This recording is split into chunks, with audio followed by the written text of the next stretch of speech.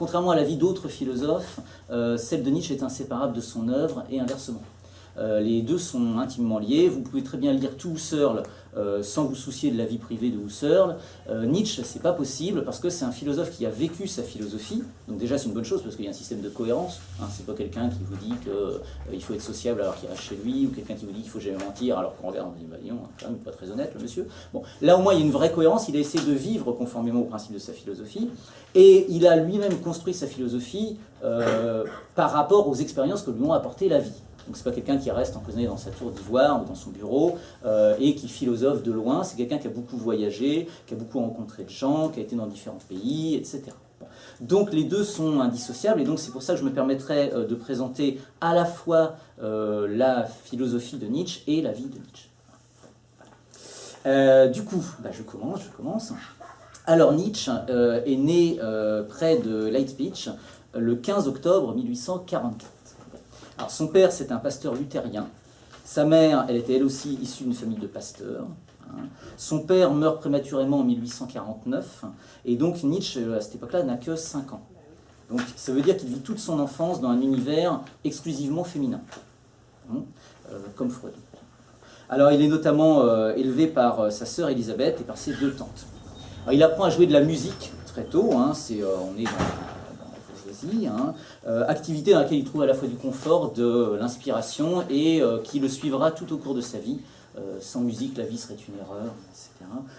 C'est quelque chose qui l'inspirera longtemps dans sa vie future et dans sa philosophie.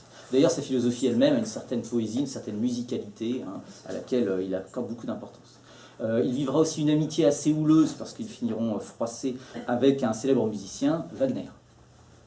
Quand il est jeune, pourtant il ne se destine pas à la philosophie ou à la poésie, mais à la prêtrise, famille luthérienne. Alors Nietzsche pasteur, c'est vrai que ça donne envie quand même de voir ce que ça aurait donné, quand on sait la virulence avec laquelle il a passé son temps à dénoncer la religion. Alors je pense aussi, on pourrait en parler, qu'on peut tout à fait être croyant et nietzschéen, mais en tout cas Nietzsche, lui, était farouchement athée. Ça faisait aucun nombre d'un doute pour lui. C'est un aspect qui est resté célèbre dans sa philosophie, d'où la célèbre formule « Dieu est mort », et sa critique incessante de ce qu'il appelle les arrière-mondes. Alors parmi les arrière-mondes, il y a la religion, toutes les religions confondues, et il y a aussi la morale, la métaphysique et certains types de philosophie. Alors, l'idée que développe Nietzsche à ce propos-là, la critique des arrière-mondes, c'est qu'il voit dans ces inventions purement culturelles que sont la religion, la métaphysique, la morale, une difficulté parce que ça témoigne de l'incapacité, selon lui, des hommes à, comme il le dit, affirmer la vie. C'est-à-dire qu'on invente un arrière-monde, un monde qui n'existe pas, parce qu'en réalité, pour lui, donc, Dieu n'existe pas, le paradis et l'enfer, ça n'existe pas, la morale, les valeurs, ça n'existe pas, si vous êtes platonicien, le monde des idées n'existe pas. On est obligé d'inventer un autre monde parce qu'on n'est pas capable d'apprécier pour lui-même, dans sa pure immanence, je dirais, le monde dans lequel nous vivons. Donc on invente une transcendance qui nous réconforte, qui nous console, etc. Bon, la critique de la religion, notamment de Freud, s'inspirera de ça.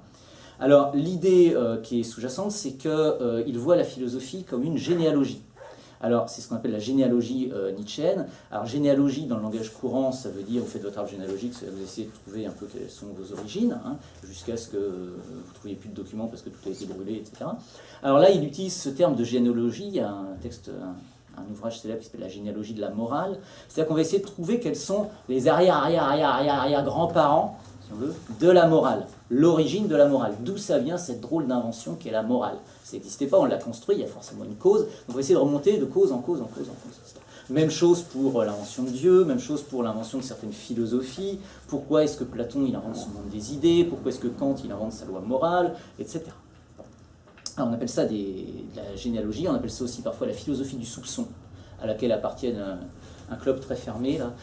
Dans la philosophie du soupçon, vous avez Schopenhauer, généralement, qu'on met, dont je reparlerai, vous avez Freud, vous avez Nietzsche, aujourd'hui on aurait Michel Onfray, etc. C'est-à-dire que ce sont des philosophes qui vont avoir tendance à interpréter un peu comme le symptôme d'une sorte de faiblesse ou d'une sorte de maladie, le fait qu'on ne puisse pas se contenter d'apprécier la vie pour elle-même.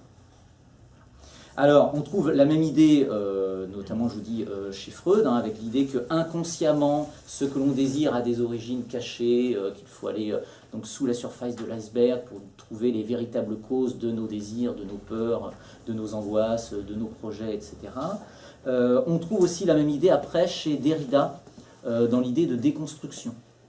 L'idée de déconstruction, alors originellement c'est un terme qu'a inventé Heidegger, qu'il a appelé la destruction. Sauf que destruction, alors surtout en allemand ça fait peur, mais destruction ça donne l'impression que l'histoire on va la détruire. Alors non, traduction française que trouve Derrida qui est plus subtile, on ne va pas la détruire la tradition, on va la déconstruire. C'est-à-dire qu'on va essayer de comprendre comment elle se construit. Bon. Alors on va faire ça mais avec toutes les grandes représentations culturelles. On peut avoir toutes les productions de la civilisation, et notamment, c'est pour ça que Nietzsche a tendance à dynamiter un petit peu nos opinions, il va essayer de secouer un petit peu ce cocotier, il va essayer de remuer un petit peu nos certitudes, pour essayer de voir si ça résiste. Alors la métaphore qu'il emploie, c'est qu'il dit « je fais de la philosophie à coups de marteau ».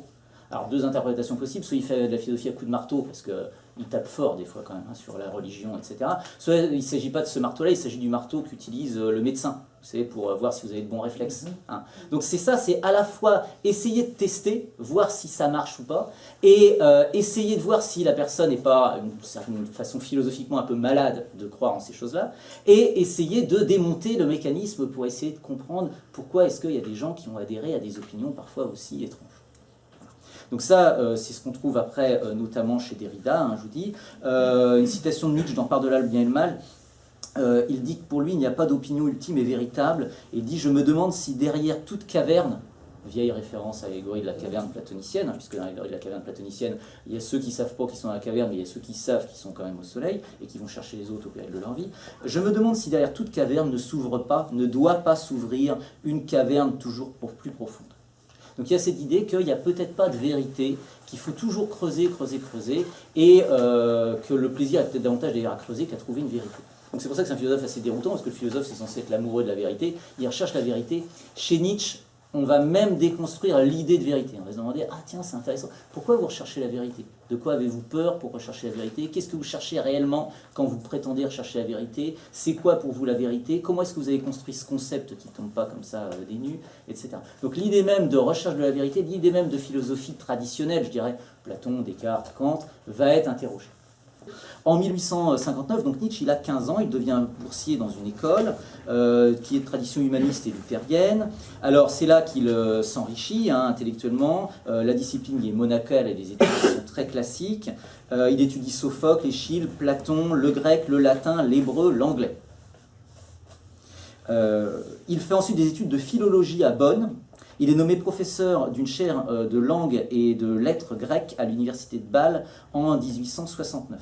Alors ça c'est important parce qu'il gardera toujours un intérêt très profond pour le thème du langage, étant donné qu'il est philologue. Alors ça c'est quelque chose qu'on retrouve notamment dans la philosophie de Bergson, s'interroger sur le rôle du langage et se demander si le langage finalement est une sorte de véhicule, je dirais, transparent de la pensée. Est-ce que le langage ne nous interdit pas, par définition, parce qu'il est par exemple simplificateur ou parce qu'il est culturellement toujours connoté, structuré, est-ce que le langage ne nous interdit pas la découverte de certaines vérités? Est-ce que le langage est vraiment simplement l'expression transparente de ce que nous pensons? Et donc il va s'interroger sur ce thème. Alors on le retrouvera notamment chez Bergson, qui pense que certaines notions sont de purs effets de langage, si on veut. Et donc Nietzsche s'interrogera sur des mots, sur le sens de certains mots et sur l'origine de certains mots. Alors c'est ce qu'on fait beaucoup en philosophie et qui énerve beaucoup les élèves, mais c'est toujours quand même très intéressant. Quand on a un nouveau mot, on remonte au latin, on remonte au grec, et puis on voit comment ça s'est construit. Et rien qu'avec l'étymologie, on a à la fois l'origine du mot, le sens du mot, et déjà une assez bonne analyse du mot. Donc Nietzsche, c'est l'un des premiers à faire ça, à se dire le langage, c'est pas simplement fait pour apprendre à communiquer, à se dire ça va, oui, et toi ça va, ça a une vraie dimension, une vraie texture qui fait qu'en fonction de la langue, déjà, on ne va pas penser pareil, on ne va pas avoir l'idée de faire même éventuellement les mêmes disciplines, etc. Alors aujourd'hui, c'est un petit peu étudié, ça même en anthropologie, en sociologie, il y a des langues, on sait qu'il y a des langues, par exemple, Voilà, on va pouvoir un petit peu frimer le français. Le français, c'est l'une des langues, alors c'est pas la langue la plus polysémique, le grec ou l'arabe sont beaucoup plus polysémiques, mais c'est l'une des langues qui, pour dire un mot, hein, vous avez remarqué, a énormément de mots. Hein. Vous prenez le dictionnaire des synonymes français, bon, c'est fait comme ça, le dictionnaire des synonymes dans d'autres langues, c'est nettement plus réduit. Hein, parce que pour dire un même mot, pour dire un sentiment notamment, parce qu'on a énormément de mots pour dire le monde intérieur, il y a des langues qui sont beaucoup plus pauvres pour dire le monde intérieur. Par contre, là, on a énormément de mots. On peut avoir énormément de synonymes. Alors c'est pratique, notamment quand on a une langue de diplomate, parce que ça permet de ne pas froisser les gens. Hein, on dit, ah, je ne demande pas pardon, mais je m'excuse. Il y a toujours des mots pour dire, voilà, bon, c'est pas une contrainte, mais c'est une obligation.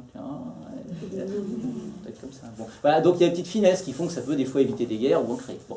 Donc, nous, on a ces particularités. Là, il y a des... Alors, bon, comme on ne va pas simplement comme frimer, on est aussi l'une des langues qui a le plus de gros mots.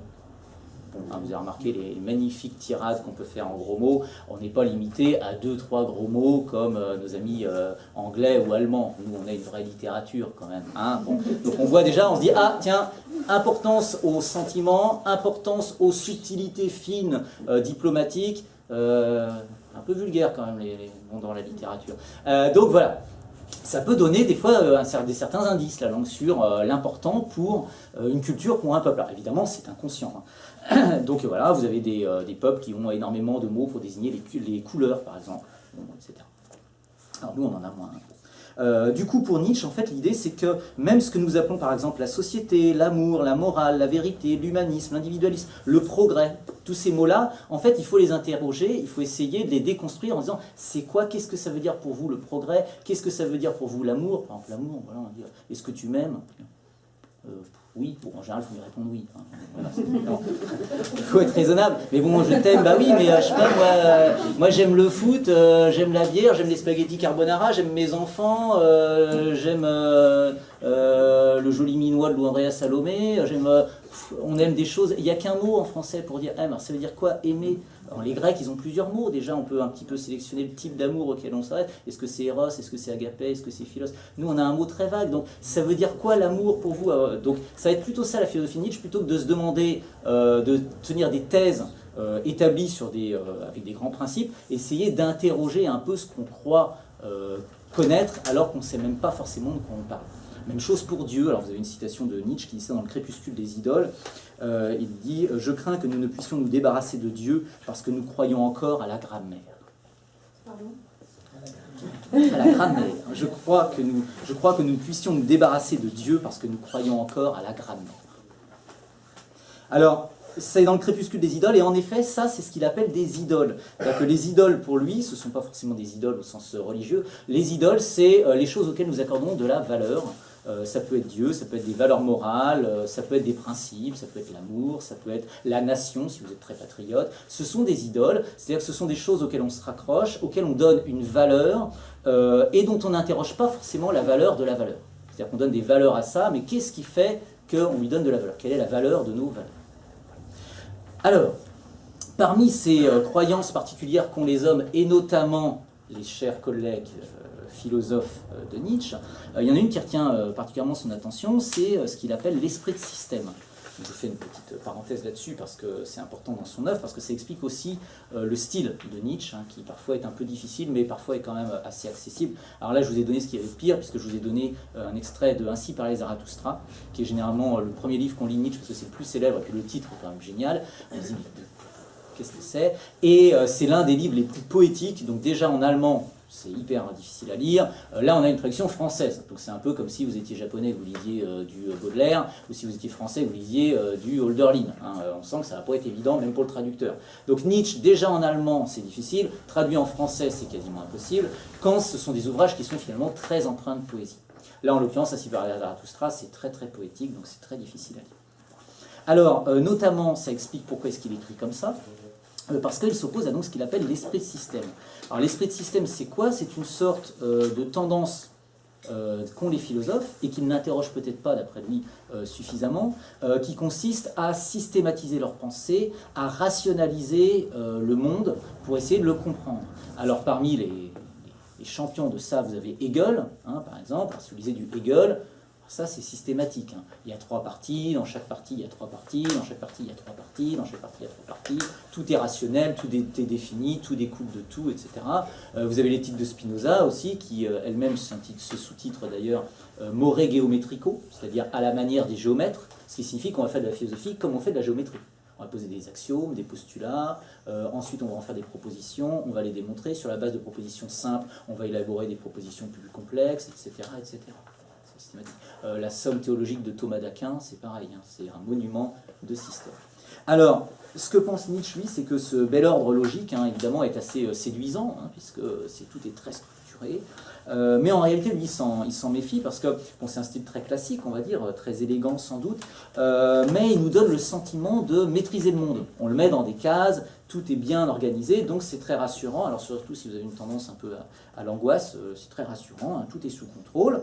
Le problème, c'est que Nietzsche lui considère que justement ça dénature la réalité, parce que la réalité n'est pas comme ça. La réalité est en grande partie aléatoire, irrationnelle, chaotique, et on veut à tout prix faire rentrer dans des cases qui nous sécurisent un monde qui n'a rien à voir avec la théorie qu'on en fait.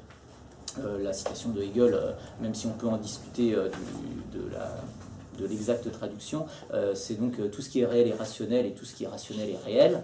Hein. Donc cette équivalence du réel au rationnel, Nietzsche s'en méfie énormément et il voit plutôt donc dans le monde quelque chose qui est de l'ordre du chaos, du surgissement. Donc il écrit à l'image qu'il a du monde. Il écrit avec des sortes de jaillissements comme ça, des aphorismes très spontanés. Alors en réalité, évidemment, ils sont réécrits, hein, ce n'est pas non plus de l'écriture automatique où il se drogue et puis il voit ce qui se passe, mais c'est réécrit, mais il veut que dans son texte, le jaillissement de la pensée, l'idée parfois même irrationnelle et contradictoire, soit visible. Donc c'est pour ça que quand vous lisez un texte de Nietzsche, c'est assez déroutant, parce qu'il y a des aphorismes qu'on a du mal à comprendre. Qu'est-ce qu'il a bien pu vouloir dire? Il vous dit construisez vos maisons au pied du Vésuve. Qu'est-ce que je vais faire avec ça, moi? Parce que moi j'habite Clisson, donc voilà, il dit mais non, mais et puis tu regardes la biographie, tu dis mais il n'a pas construit sa maison au pied du Vésuve. Donc bon, interprétation comme ci, comme ça, bon, voilà, pas facile.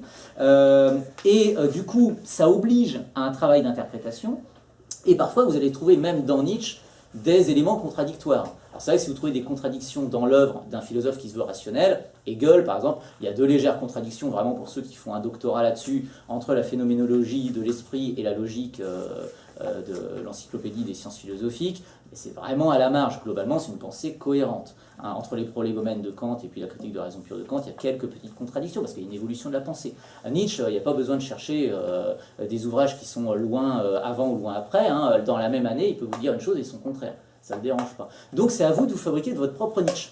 C'est un peu l'auteur dont est le héros, quoi. Du coup, c'est pour ça que ça explique que vous ayez des fascistes comme des gens d'extrême gauche qui s'en soient emparés, et que vous ayez aussi bien Heidegger que Gilles Deleuze, alors qu'a priori, ni leur philosophie ni leur engagement n'étaient exactement identiques. Donc, vous pouvez personnaliser votre Nietzsche. On ne peut pas faire dire tout et n'importe quoi à Descartes. Cogito ergo sum, ça veut dire quelque chose. Nietzsche, c'est vrai que bon... Quand il vous dit, par exemple, même comme exemple, on lui dit mais c'est quoi pour vous être un philosophe? Il répond je ne suis pas un philosophe, je suis de la dynamite. Donc c'est intéressant parce que au moins c'est perspectiviste, comme on dit. Alors vous avez un philosophe, alors lui il considère que c'est un philosophe, généralement il est mis dans la catégorie des sophistes. En réalité, c'est vrai que l'histoire a rendu plutôt raison à l'idée selon laquelle c'était quand même un philosophe. Dans l'Antiquité grecque, vous avez Protagoras et Héraclite. Alors, Héraclite, c'est censé être un présocratique, pas vraiment philosophe, plutôt un peu bizarre. Et Protagoras, c'est censé être un sophiste, c'est-à-dire quelqu'un qui, contre de l'argent, dit tout et son contraire. Aujourd'hui, c'est quelqu'un qui travaillerait pour, je sais pas, dans des cabinets d'avocats, chez des publicitaires ou des hommes politiques. Trouvez-moi un slogan de campagne, bon bah ça va bien, je suis pas très rassembleur, je vais donner un slogan rassembleur, ça marchera... Donc c'était censé être ça, un sophiste. Protagoras, c'est pas seulement un sophiste, parce qu'il est sophiste, mais pour des raisons philosophiques. Il est sophiste parce qu'il dit une chose et son contraire, évidemment il se fait payer pour ça, il faut bien gagner sa vie. Mais il est sophiste parce qu'il pense que la vérité n'existe pas, qu'il n'y a que des perspectives, que des interprétations. Donc il n'y a pas de faits, il n'y a que des interprétations des faits, comme dit Nietzsche. Donc Nietzsche se réclame de ça, c'est une pensée perspectiviste, il y a sûrement des choses que vous ne pouvez pas faire dire à Nietzsche. Quand même pas exagéré. Mais en tout cas, c'est vrai qu'il y a beaucoup de Nietzsche qui peuvent s'opposer, et Nietzsche lui-même comme nous tous, hein, d'ailleurs, alors, enfin, je suppose, vous avez des contradictions, j'ai des contradictions, on dit une chose, on fait le contraire, on dit une chose et son contraire, on fait une chose et son contraire. Bon, voilà, bah, Nietzsche, il remet ça dans sa propre philosophie, dans son style. Et l'autre avantage, c'est que, étant donné qu'il écrit sous forme de fragments, comme le faisait Héraclite, ça donne une force de percussion à son style qui est assez géniale. Donc c'est des formules cinglantes, hein, et Dieu est mort, choses comme ça. On n'a pas des longues citations un peu ennuyeuses. Hein. Donc là-dessus, on peut penser qu'il se réclame, enfin qu'il s'inspire soit de Pascal, soit de La Rochefoucauld. Ensuite, ça sera repris par d'autres personnes, hein, ce style des aphorismes comme ça très courts, je cite hein, pêle-mêle Valéry, Sioran, Blanchot, Wittgenstein, qui s'inspireront un peu de ce style, qui n'est pas totalement rédigé, même s'il y a des passages rédigés. Hein, la généalogie de la morale de Nietzsche, c'est une belle dissertation en 3 parties. Il est capable de le faire aussi. Hein. Il fait pas des... C'est comme les artistes conceptuels qui font du conceptuel alors qu'ils sont capables de faire du classique. Hein. Là, c'est pareil, il ne fait pas des aphorismes parce qu'il n'est pas capable de faire des rédactions. C'est juste pour des raisons philosophiques qu'il fait des aphorismes. Alors, celui dont on parlera peut-être après, parce que justement, il y a la même idée de l'enfant qui est reprise probablement par Nietzsche, c'est Héraclite. Alors, c'est pareil, vous avez des fragments d'Héraclite qui sont extraordinaires. Alors, c'est ce type de fragments qui sont restés célèbres. Hein. Et ce qui est pas mal dans ce style, hein, évidemment, c'est que vous avez une vitesse de frappe, comme un slogan, vous avez un côté imprévisible, vous avez une sorte de pulsion qui est donc pour Nietzsche justement l'image réelle de la vie, puisque la vie est davantage faite de pulsions que de raison. C'est une sorte de son, un fragment, et donc il disait, d'ailleurs dans le Gai Savoir, il disait « Mes fragments sont des sons qui songeraient à réfuter un son ». C'est vrai que pas réfuter un poème ne peut pas réfuter un autre poème, donc au moins il est à l'abri. Il dit aussi, alors là-dessus on ne peut pas lui donner tort, il dit aussi « Lorsqu'on écrit, on ne tient pas seulement à être compris, mais tout aussi certainement à ne pas l'être ». Il écrit également que son livre, donc Ainsi par Zarathustra, est, c'est le sous-titre du livre, un livre pour tous et pour personne. Héraclite, on l'appelait Héraclite l'obscur, parfois chez Nietzsche, il y a aussi ce côté un petit peu Nietzsche l'obscur. Alors, poursuivons.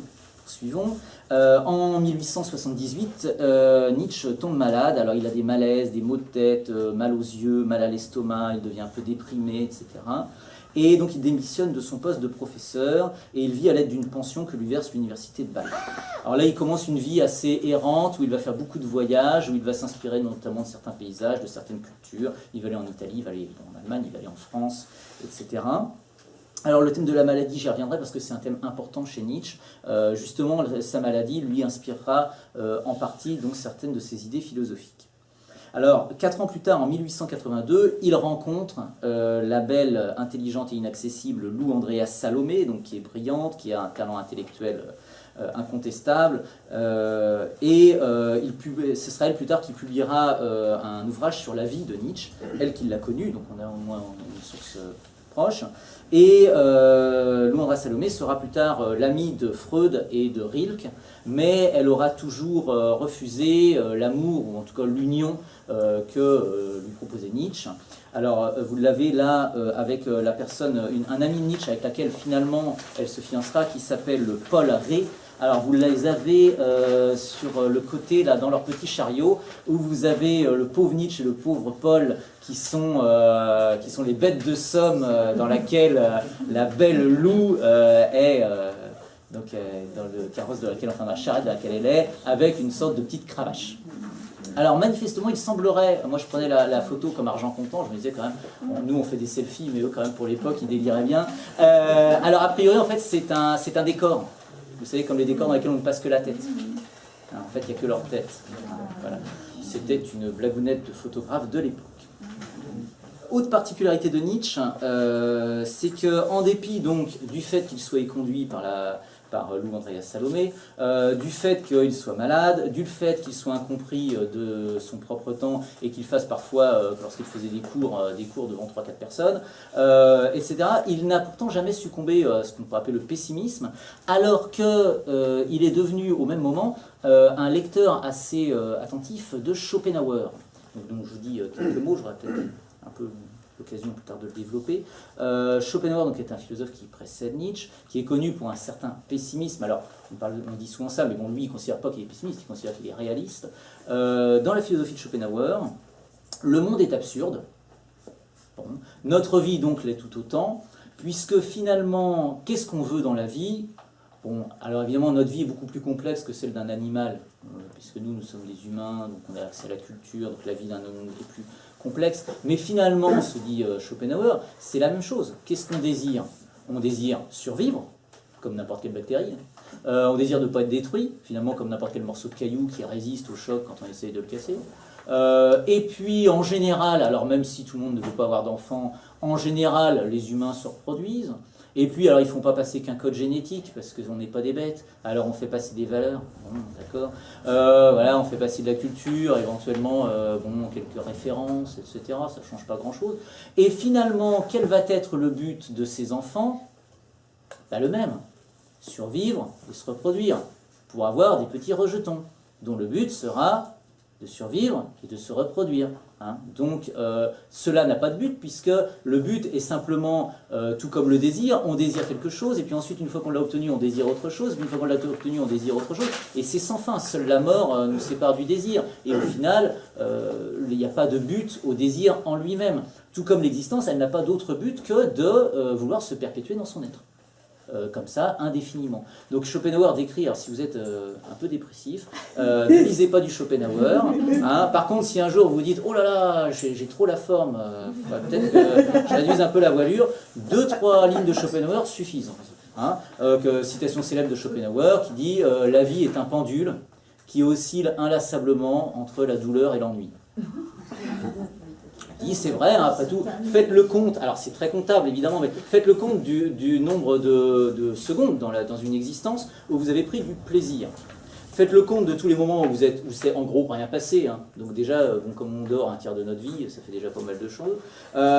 Et puis tous les moments qui étaient désagréables, parce que soit on était malade, soit on se tourmentait, on se prenait la tête, dire oui, demain, faut pas que j'oublie que machin. Tous les moments de tourment, disons, plus les moments de grand tourment, si vous avez un proche qui décède ou quelque chose comme ça, faites la balance, et donc Schopenhauer dit, sur l'ensemble d'une existence humaine, si tous les petits grains de plaisir arrivent à peu près à 1 mois, vous êtes un homme heureux. Donc c'est vrai que les 50 autres années, parce qu'à l'époque il vivait une cinquantaine d'années, ont été là. Pourquoi? Alors à quoi ils servent ces petits grains de bonheur qui durent 1 mois? À nous faire continuer d'exister. Parce que sinon on se rendrait facilement compte qu'en fait le jeu n'en vaut pas la chandelle. Évidemment, on vous fait, c'est comme les jeux, vous savez, où en fait vous êtes bloqué, et puis en fait vous êtes toujours bloqué, et puis à un moment, évidemment, comme par hasard, on me débloque, on me donne une vie, et évidemment, parce qu'on veut que tu continues à jouer. Donc là c'est pareil, on vous donne, alors il y a des vies qui sont véritablement horribles, hein, mais même dans une petite vie plutôt bourgeoise et agréable, finalement vos petits moments de plaisir seront vite estompés par le temps, parce que aussi jeunes et fringants que nous soyons, on va mourir. Hein. Et puis, à moins que vous soyez alors quelqu'un de célèbre, évidemment, si vous êtes un grand dictateur ou un grand scientifique, on se souviendra de vous dans 1000 ans. Mais sinon, si on se souvient de vous dans encore 200 ans, c'est déjà le bout du monde. Sachant que même les grands dictateurs, quand on voit que Napoléon, on s'en souvient plus beaucoup, que Cléopâtre, on se souvient vraiment que de son nez, qui n'était pas particulier en plus, parce que c'est vraiment Pascal qui a inventé ça. Donc, on se souvient du fait qu'elle a un joli nez. Quand je parle à mes élèves de Charles Quint, on dit, je sais pas, c'est quand même l'un des plus grands hommes de l'histoire de l'humanité. Bon, pour eux, c'est le nom d'une bière. Alors même dictateur de l'Occident, ça vaut pas le coup. Ben non, ça vaut pas le coup, on va t'oublier. Alors je parle même pas de ceux qui essayent de lutter contre la mort en se disant je veux rester dans l'histoire parce que j'ai peur de la mort. Alors, tout porte à croire que Schopenhauer va déprimer Nietzsche, et pas du tout, car Schopenhauer justement est un philosophe qui est assez sombre quant à la nature humaine. Nietzsche, lui, est un philosophe assez joyeux. C'est-à-dire qu'il reconnaît, si on veut, le constat, mais il ne reconnaît pas la conclusion, donc la vie est absurde. Alors, oui, si on veut, la vie est absurde, mais en quoi est-ce que c'est une mauvaise nouvelle? Parce que Schopenhauer, il dit la vie est absurde, donc, en gros, c'est triste. Et heureusement, il y a l'art, éventuellement, pour nous consoler. Mais on pourrait très bien prendre les choses joyeusement. La vie est absurde, c'est plutôt cool. Imaginez si elle avait un sens, c'est hyper stressant. Imaginez si Dieu existe, et qu'il vous juge après la mort. Heureusement, ça va, on va mourir comme n'importe quel animal. C'est plutôt rassurant. Imaginez si vous étiez immortel. Hein, regardez tous les films avec les vampires, ça se passe généralement mal. Hein, ils en ont marre d'être immortels, ils essayent de se couper la tête eux-mêmes, les mecs. Il y a un pieu, quelque chose, faites quelque chose, j'en peux plus. Bon, à nous, on se dit, ah ouais, mais mes enfants, ils vont grandir, et puis je connaîtrai jamais mes petits-enfants, et puis je vais vieillir, et puis je vais mourir, et tout le monde va m'oublier. À la limite, en quoi c'est une mauvaise nouvelle? On peut prendre ça joyeusement aussi. On peut se dire, ah bah c'est cool, il n'y a pas de fardeau alors. Ah non, non, c'est comme un match amical, quoi. Il y en a, ils vont se dire, ah mais si ça compte pas, c'est pas intéressant. Et puis il y en a d'autres, ils vont dire, ah ça compte pas. Oh bah c'est cool, alors on peut y aller gaiement, on peut essayer des stratégies, tous à l'attaque, taillot, taillot. Donc Nietzsche, il prend plutôt ça comme ça, il se dit, ah, c'est rassurant. En fait, les idoles, c'est des illusions. Le bien, le mal, Dieu, le paradis, l'amour. C'est des inventions, hein, c'est des choses pour les enfants. Jusqu'à 8 ans, c'est mignon d'y croire, évidemment. Il faut montrer Cendrillon aux enfants. Mais après, si vous avez 40 ans et que vous croyez encore au prince charmant, il faut vous réveiller, quoi. Et donc, Nietzsche, il dit, en fait, évidemment, quand on est petit, c'est des croyances infantiles, comme dirait après Freud. Hein. Bon, Freud, le nombre de choses qu'il a pu reprendre à Nietzsche. Mais à la limite, c'est plutôt justement léger, puisque ça vous fait poser un gros sac de briques. Vous n'avez pas à être coupable devant Dieu, vous n'avez pas à être coupable devant la morale. Ce sont des inventions. Posez votre sac de briques et vous danserez un peu mieux. Alors Dieu, il disait, je ne peux croire qu'en un Dieu qui sache danser. Voilà. Un Dieu, voilà, il faut un Dieu joyeux. Vous avez un Dieu là, qui a une sorte de censeur moral. Oh là là, c'est pas envie. Non, un Dieu joyeux, Dionysos. Un Dieu du vin et de la fête. Voilà, c'est bien ça. Voilà. Hein, c'était le Dieu qu'il préférait. Alors, donc il refuse la philosophie de Schopenhauer, je dirais, dans ses déductions lugubres. Et par contre, Schopenhauer l'incite à réfléchir à un thème qui sera donc au centre de sa philosophie, c'est le thème du corps, qui, tout comme le thème du langage, est un thème souvent oublié chez les philosophes, sans doute parce que les philosophes aimeraient être des purs esprits, peut-être. Alors c'était le cas de Kant, notamment, qui en un sens déplorait d'avoir un corps, parce que c'est un corps, c'est pénible, on a des pulsions, on a des désirs, en plus il faut manger, il faut boire, il faut le laver, autant de temps où je ne vais pas pouvoir écrire. Donc bon, alors autant dire que Kant n'était pas un bon vivant. Vous aviez la même chose, alors il paraît que c'est peut-être un peu exagéré, mais vous aviez la même chose chez Plotin, qui lui aurait voulu être un pur esprit, une pure âme. Donc Plotin est un disciple, si on veut, enfin un lointain descendant de Platon, c'est un néo-platonicien, qui déplorait d'avoir un corps et du coup qui ne l'entretenait pas du tout. Donc il paraît qu'il avait énormément de maladies, même de peau, qu'il ne sentait pas forcément très bon. Et du coup c'était un peu contre-productif, parce que si vous en avez marre d'avoir un corps, si vous en occupez pas du tout, il va commencer à prendre une place très importante quand même. Hein. Donc ce que disaient ces disciples, ils disaient, mais peut-être que dans un souci justement d'apaisement de ton esprit, parce que tu as quand même du mal à te concentrer, vu comment ça te gratte, tu pourrais peut-être te laver. Bon, voilà. Alors, je ferme cette parenthèse. L'idée, c'est vrai que les philosophes voulant peut-être être des purs esprits, inconsciemment, on peut interroger la place du corps, sauf dans des conceptions qui sont déjà très intellectualisées. Le dualisme chez Descartes, comment s'unissent le corps et l'esprit, le parallélisme de l'âme et du corps chez Spinoza. On sent qu'on est déjà dans des préoccupations très intellectualisées sur le corps, mais le vrai corps, finalement, est peu interrogé, et notamment, alors ce que redécouvrira ensuite Freud, le thème, par exemple, de la pulsion, le thème de l'instinct, etc. Donc ça, cette idée que inconsciemment, la caverne derrière la caverne, inconsciemment derrière nos décisions conscientes, nos désirs conscients, nos peurs conscientes, se cacherait toute une lutte entre différentes pulsions, entre différents instincts. Ça, on le trouve déjà chez Schopenhauer, et ça sera réutilisé par Nietzsche. Donc cette idée en fait d'inconscient que l'on trouve est déjà préfigurée dans l'œuvre de Schopenhauer et dans l'œuvre de Nietzsche. Alors, ce qu'on peut aussi lier au thème du corps, c'est le thème de la santé. Alors, souvent les philosophes, évidemment, pensent à partir de ce qu'ils n'ont pas. Les romantiques pensent à l'amour absolu parce que ça n'existe pas. Nietzsche, lui, pense à la santé parce qu'il est en très mauvaise santé, il est malade, et donc il se demande ce que peut lui apprendre. Hein, c'est un philosophe, donc il se dit, tiens, la maladie, évidemment, c'est moins bien que la santé, mais qu'est-ce que peut m'apprendre ma maladie? Alors il fait une philosophie, il développe une philosophie qu'il appelle la grande santé. Et la grande santé, ce serait le fait de pouvoir se débarrasser notamment de toutes ces toxines de l'esprit que sont nos inventions issues de la tradition. Alors, ça serait dire que la philosophie, pour Nietzsche, en fait, c'est une œuvre de médecin ou de symptomatologue. On va étudier des symptômes. Tiens, vous croyez en ça. Tiens, vous recherchez ceci. Tiens, vous avez peur de cela. Et on va essayer d'en déduire quelles sont les causes inconscientes de ces croyances. Alors c'est peut-être justement ce qui fait aussi de Nietzsche un grand philosophe, c'est que être un grand philosophe, c'est pas simplement avoir écrit des gros bouquins, c'est avoir aussi redéfini l'acte de philosopher. Alors vous avez notamment un philosophe du XXe siècle qui s'appelle Gilles Deleuze, qui a écrit à la fin de sa vie « Qu'est-ce que la philosophie ?» Alors on se dit, c'est plutôt la question qu'il fallait se poser au début. Mais non, parce que justement, quand on philosophe au début, on philosophe un peu comme tout le monde, et à la fin de sa vie, on peut peut-être redéfinir sa propre philosophie parce qu'on a redéfini l'acte même de philosopher. Alors c'est l'une des particularités de Nietzsche, c'est que Nietzsche, il va développer l'idée que le philosophe est avant tout un médecin. Ce ce qui est assez nouveau. Alors ça dépend évidemment des philosophes. Si vous pensez que la philosophie c'est fait pour chercher des certitudes indubitables, vous pouvez philosopher par exemple comme Descartes. Si vous pensez que la philosophie c'est proche de la religion, vous pouvez philosopher comme Hegel. Si vous pensez que la philosophie a un enjeu moral lié à la dignité de l'homme, vous philosophez comme Kant. Si vous pensez que la philosophie c'est avant tout là pour faire disparaître des questions qui nous empoisonnent alors qu'elles n'ont pas de sens, vous philosophez comme Wittgenstein. Si vous pensez que la philosophie n'est pas qu'une théorie, mais qu'elle est là pour changer le monde, vous philosophez comme Marx et Engels, etc. etc. Alors chez Nietzsche, Nietzsche il appelle ça le médecin de la culture. Pour lui, philosopher, c'est devenir le médecin de la culture. Alors, en tout cas, c'est le sens de son œuvre. Alors, non pas parce que la culture elle serait elle-même malade, mais comme je vous disais, parce qu'on va interroger la valeur de ce qui fait nos cultures. Et c'est quoi la culture? C'est un ensemble de croyances et de valeurs, justement. Donc on va se demander pourquoi on croit ce qu'on croit, pourquoi ce à quoi on accorde de la valeur a de la valeur. Et on va essayer d'aller vers plus de bonne santé, parce qu'il se trouve quand même que la tradition philosophique est quand même assez sclérosée, selon. Alors parmi les maladies dont il faudrait réussir à guérir l'homme, l'une qui est le plus souvent nommée chez Nietzsche, c'est le nihilisme. Donc on peut dire que Nietzsche est un philosophe anti-nihiliste, il est contre le nihilisme. Si on veut un antonyme au nietzschéanisme, c'est le nihilisme. Alors le problème, c'est qu'aujourd'hui le nihilisme, ça n'a pas le même sens que dans l'œuvre de Nietzsche. Donc si vous lisez du Nietzsche et que vous voyez qu'il critique le nihilisme, ça ne veut pas forcément dire ce qu'on croit. Aujourd'hui, un nihiliste, c'est quelqu'un qui ne croit en rien. Ça doit être très fatigant. C'est quelqu'un qui n'a pas de valeur, qui n'a aucun idéal, etc. Éventuellement un Schopenhauer, même si Schopenhauer croyait quand même en certaines choses, parce qu'il croyait au moins en la grandeur de l'art. Bon, pas. Alors ça, c'est une partie du nihilisme, c'est ce que Nietzsche appelle un nihilisme passif. C'est-à-dire que c'est le nihiliste qui croit en rien. Alors vous avez aussi un nihilisme actif. Qui est nettement plus dangereux, parce que là, le nihilisme actif, c'est quelqu'un, alors nihil, ça vient de néant, c'est quelqu'un qui va néantiser, si on veut, c'est-à-dire qui va nier le monde, le seul qui existe vraiment pour Nietzsche, celui-ci, au nom d'un autre monde.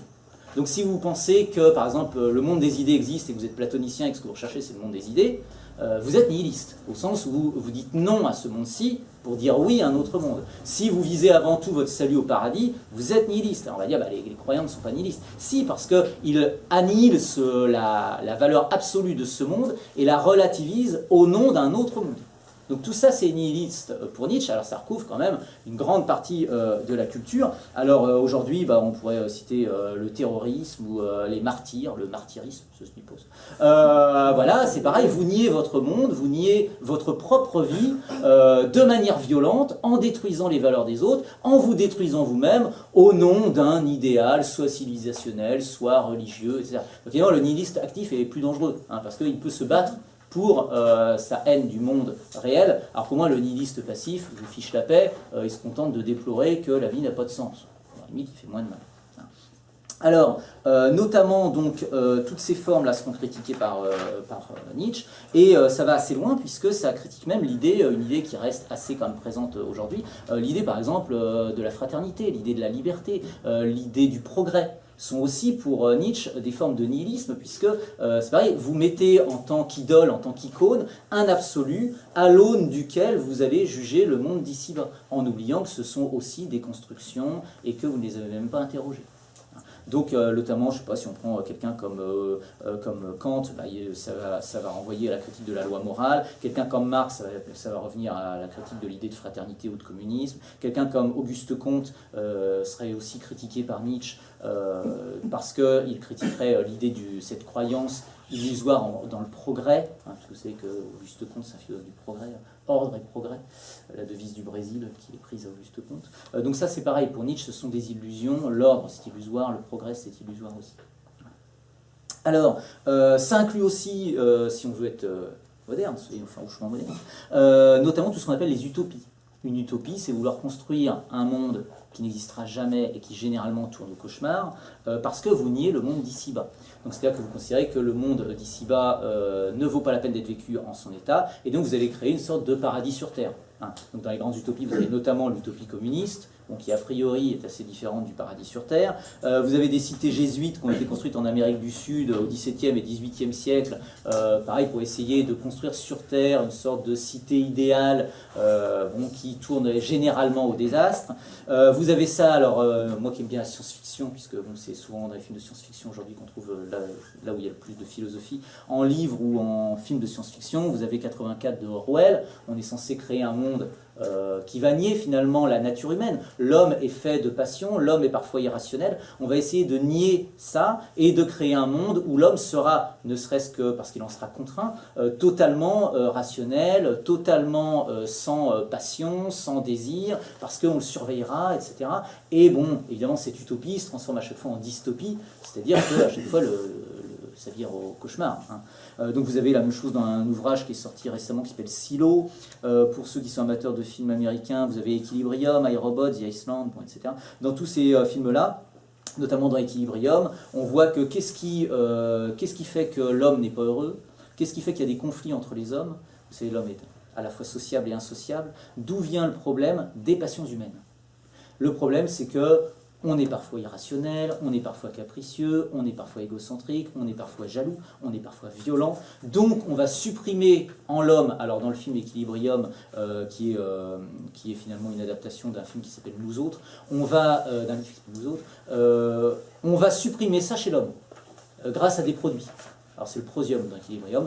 Vous êtes condamné, vous êtes contraint de prendre du prosium.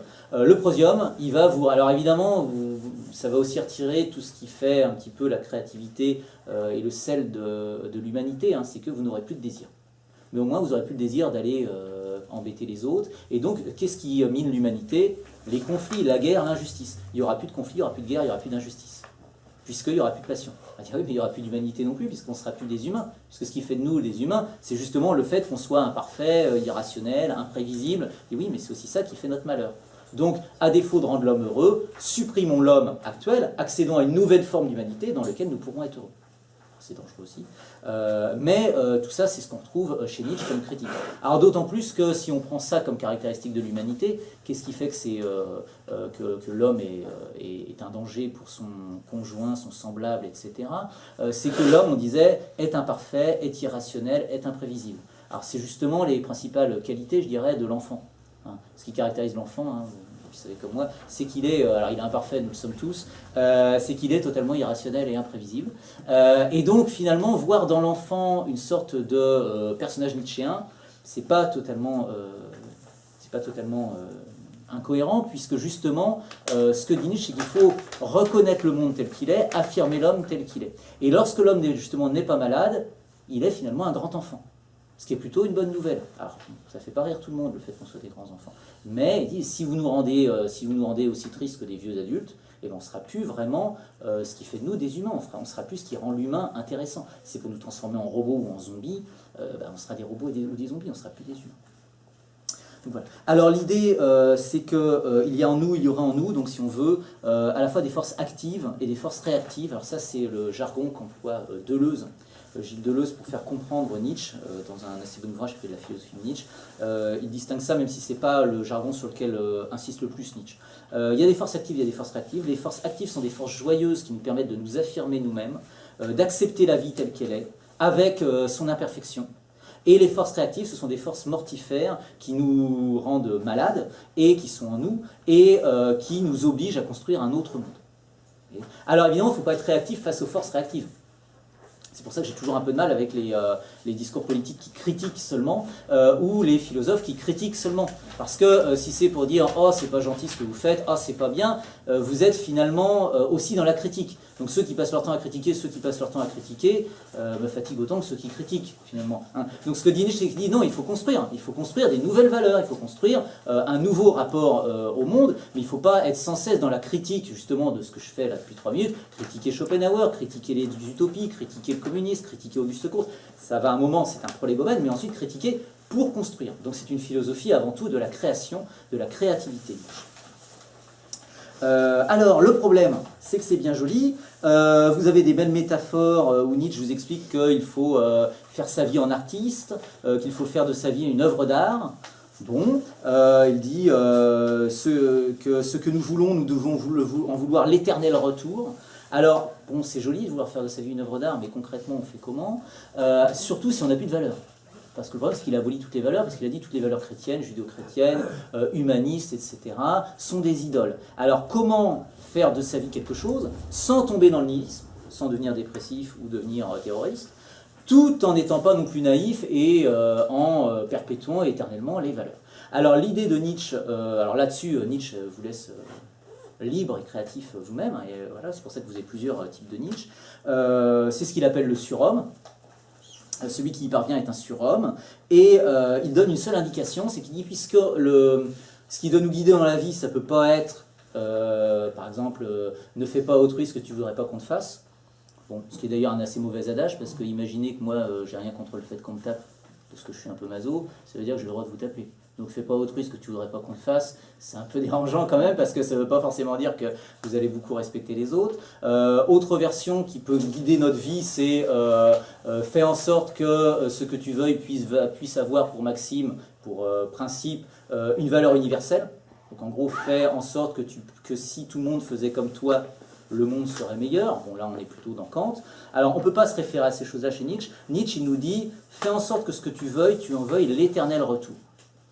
Alors, l'idée, si on veut essayer de comprendre ça, c'est qu'il faut réussir à aimer tellement la vie qu'on l'aime, même, on aime la vie, on aime les choix qu'on a faits, on aime la vie qu'on a eue, même dans ses aspects les plus sombres et les plus négatifs. Parce qu'évidemment, dans la vie, il y a toujours une part de lumière et puis une part d'ombre, il y a toujours des douleurs et des souffrances. L'idée, c'est de ne jamais rien regretter à la vie parce qu'on l'a vécu comme on le voulait.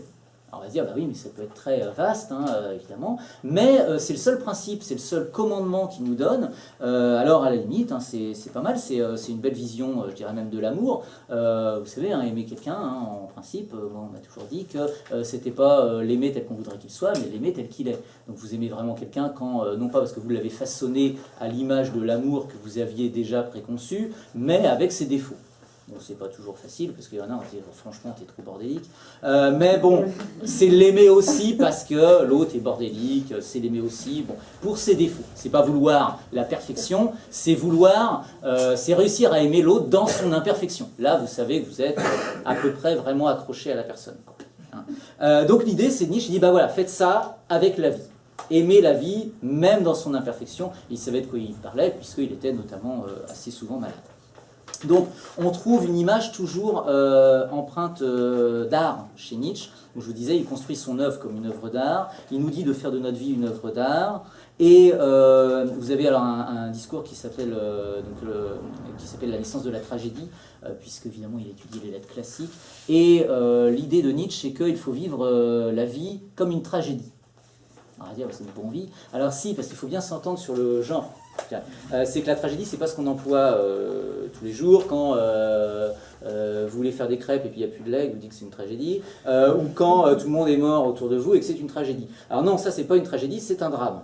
Bon, un peu plus dans le deuxième exemple que dans le premier. C'est un drame, c'est-à-dire que ça finit mal et franchement c'est pas drôle. Hein, vous avez des drames, voilà, c'est sombre, c'est lugubre. Voilà. Vous avez un autre genre, c'est la comédie. Donc là, c'est rigolo.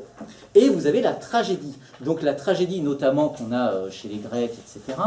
L'idée, c'est que le héros tragique, c'est pas, il va souvent avoir un destin assez sombre. Hein, généralement, il meurt à la fin. Bon, voilà. Mais donc ça rapproche du drame. Mais ce qui fait la tragédie, c'est que le héros tragique, il a la force, c'est pour ça que ça en fait un héros, d'affirmer la vie, d'embrasser son destin. Sans ronchonner, je dirais, et sans le déplorer. C'est-à-dire qu'il aime son destin, même s'il sait qu'il l'amène éventuellement à la mort. Donc ça, c'est le héros tragique, c'est celui qui est capable d'affirmer la vie jusque dans sa petitesse éventuellement, ou dans sa douleur. Alors ça, c'est le modèle nietzschéen par excellence, hein, le héros tragique, celui qui finalement rehausse la vie en l'aimant. Alors l'idée c'est ça, et donc évidemment ça veut dire que vous accepteriez de revivre ça éternellement. Alors là quand même il met la barre assez haute, hein, Nietzsche, parce qu'il parle d'une araignée qui viendrait dans votre sommeil et qui vous proposerait ça, une sorte de diable qui vous proposerait ce pacte. Est-ce que vous l'accepteriez ? Est-ce que finalement vous accepteriez de revivre indéfiniment votre vie tellement vous aimez la vie ? qui aurait la force de faire ça, ou qui finalement se dirait pas bah, je préfère voir s'il n'y a pas un paradis après, ou ah non je suis content, en plus j'ai fait j'aime pas suffisamment la vie, je suis content que finalement ce soit plutôt un CDD quoi. Du coup, bah, celui qui affirme vraiment la vie, alors il dit celui qui dit oui à la vie, en fait dit encore à la vie. Hein. Ce qui est d'ailleurs assez normal, puisque évidemment quand on éprouve du plaisir, quand on est amoureux, quand on aime les choses, bah, on a envie de dire oui à cette chose ou à cette personne, et donc le oui, hein, vous avez remarqué, souvent est synonyme un peu de encore. Hein.